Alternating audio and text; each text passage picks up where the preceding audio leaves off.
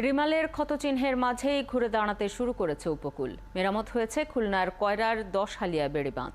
এদিকে ঘূর্ণিঝড় রিমালের পর ত্রাণ বিতরণে অনিয়ম এবং বাঁধ মেরামতের পদ্ধতি নিয়ে ক্ষোভ রয়েছে এলাকায়। আর ক্ষতিগ্রস্তদের দেখতে গিয়ে সব ধরনের সহায়তার আশ্বাস দিলেন আওয়ামী লীগের নেতারা। বিস্তারিত রকিবউদ্দিন পান্নুর রিপোর্টে।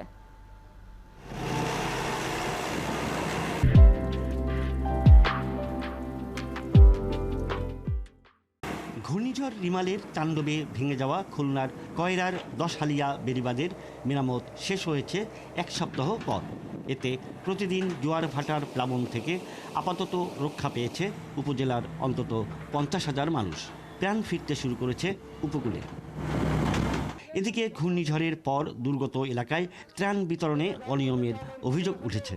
এছাড়া বাঁধ মেরামতে স্থানীয়দের মতামতকে উপেক্ষা করায় ক্ষয়ক্ষতির পরিমাণও বেড়েছে বলে অভিযোগ করেছে এলাকাবাসী। এইখানে কাজ হওয়ার কথা ছিল 1,20,000 বস্তা, 24,000 বস্তা ফেলানোর কথা ডাম্পিং।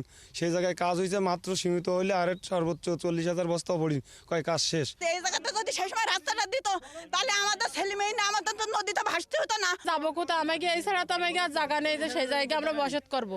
অবজারভান নাই, এই অবজারভান আমাদের দাবি, এটা আমরা চাই।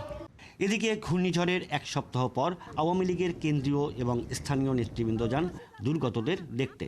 তারা জানান, দুর্যোগ থেকে উপকূলীয় মানুষকে রক্ষায় প্রধানমন্ত্রী সবকিছু করছেন এবং করবেন। যেখানে বাঁধ ভেঙে গেছে সেইখানে সকল যুবলীগের নেতাকর্মীদের নির্দেশ দেওয়া হয়েছে তারা সাধারণ মানুষের পাশে থেকে যাতে বাঁধ নির্মাণে কাজ করে যায়। মানুষ যাতে ঘুরে দাঁড়াতে পারে, মানুষ যেমন আবার এই সকল প্রতিকূলতাকে ক্ষতিগ্রস্ততা পুষিয়ে আবার নতুন করে স্বপ্ন দেখে, সেই স্বপ্ন দেখার জন্য দেশরত্ন শেখ হাসিনা সব ধরনের পদক্ষেপ নেবেন। উপকূলের মানুষ তিল তিল করে গড়ে তোলেন তাদের বসতভিটা আর সম্পদ।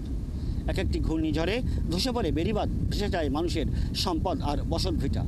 ঘূর্ণিঝড়ের পরে এভাবেই চলে উপকূলের বেড়িবাঁধের সংস্কার কাজ।